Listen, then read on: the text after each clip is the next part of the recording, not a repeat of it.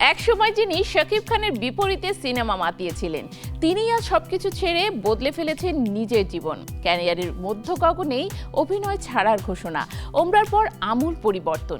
কি সেই অদৃশ্য টান যা তাকে গ্ল্যামার দুনিয়া থেকে দূরে টেনে নিল?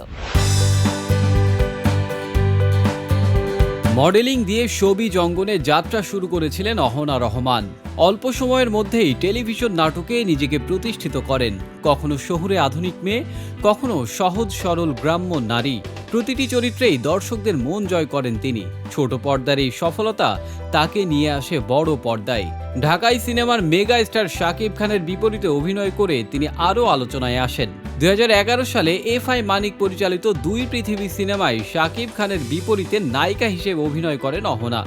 সিনেমায় তাদের রসায়ন দর্শক মহলে বেশ প্রশংসিত হয়। তবে চলচ্চিত্রে নিয়মিত না হয়ে তিনি ছোট পর্দাকেই আপন করে নেন। নাটক, টেলিফিল্ম, ওটিটি সব মাধ্যমে কাজ করে অহনা নিজের আলাদা জায়গা তৈরি করেন।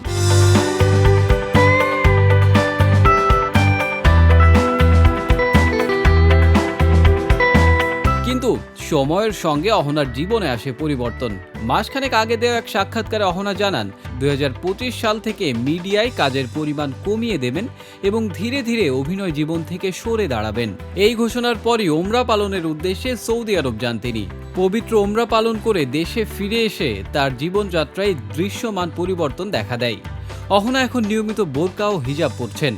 নিজের পরিবর্তন প্রসঙ্গে তিনি বলেন, ওমরা পালন করার পর হিজাব পরেই বেশি স্বাচ্ছন্দ্য বোধ করি। নাটকের বাইরে কখনো মাথার কাপড় খুলতেই চায় না। এমনকি সাক্ষাৎকার দিলেও চেষ্টা করি মাথায় কাপড় রাখার। এটা আমার ব্যক্তিগত সিদ্ধান্ত। তবে এই পরিবর্তন সহজ হয়নি। অহনাকে সমালোচনার মুখেও পড়তে হয়েছে অনেকবার।